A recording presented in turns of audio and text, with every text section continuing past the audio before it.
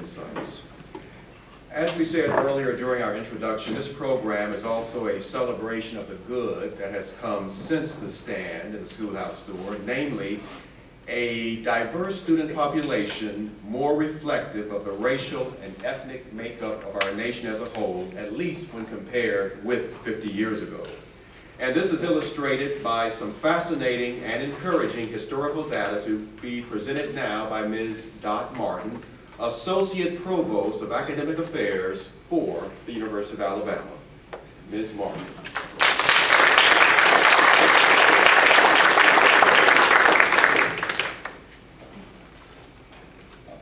I just want to say I should have been first, because if you've ever tried to follow these two, it's a tough act to follow. But in 1983, which was 20 years after the first African American students were enrolled, there was a desegregation lawsuit which Stan just mentioned.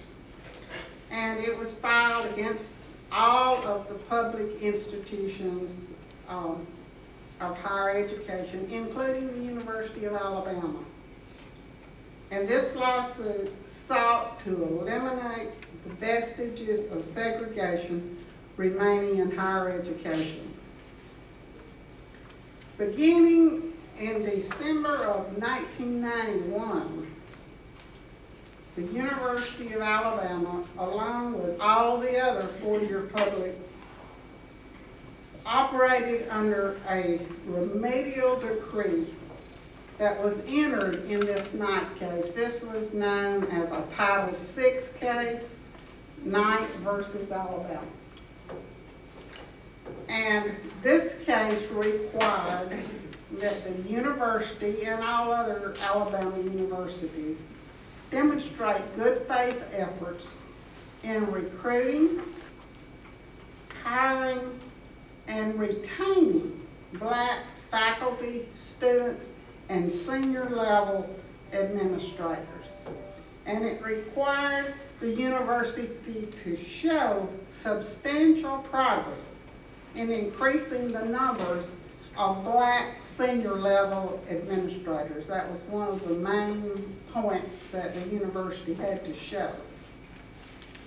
As a part of this decree, every year the university had to prepare for the Federal District Court an annual Title VI report that described the efforts to increase black representation in its student body, its faculty, and its senior level staff, and to review the progress which had been made for that year.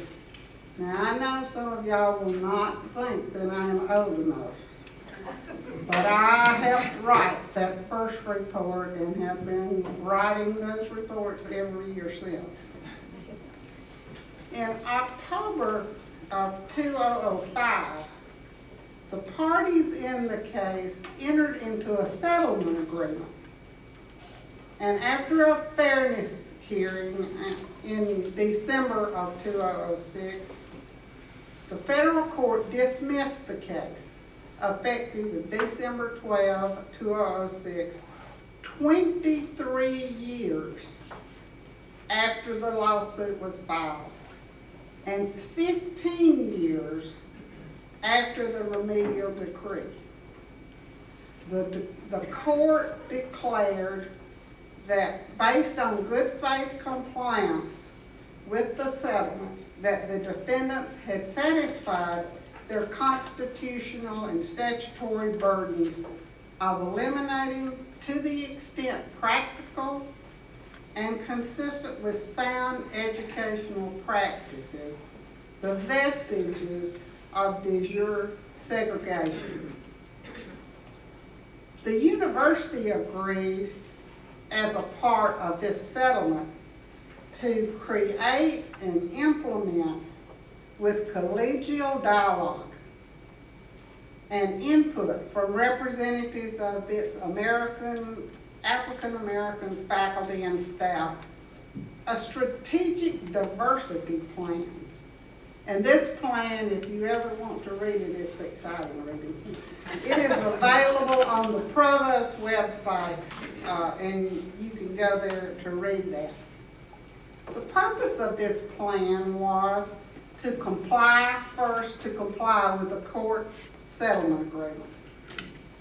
It was also to reaffirm the university's long-standing commitment to diversity as an educational policy, and to reaffirm the commitment to operate in a constitutional and non-discriminatory fashion.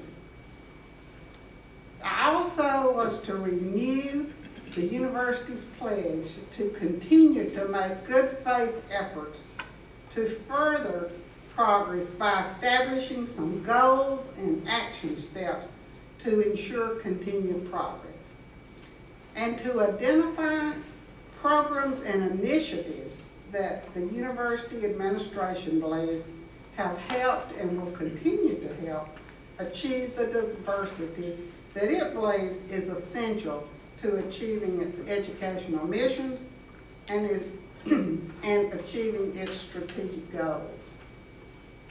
As a part of this document, the university proposed a vision statement. And this vision statement is, and many of you have heard part of it, you've heard Dr. Witt say it, you may have heard Dr. Bonner say it, that the University of Alabama will be the university of choice for the best and brightest students in Alabama, and a university of choice for all other students who seek exceptional educational opportunities. The University of Alabama will be a student-centered research university and an academic community united in its commitment to enhancing the quality of life for all Alabamians. Much progress has been made since 1991 when we started keeping records of our diversity. The fall 2012 campus profile, we don't have 2013 yet because we don't have official numbers until later in this month.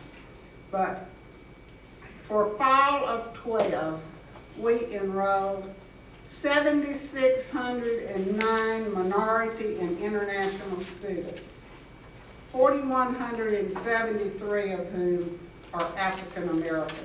That's about 12.4% of our student body.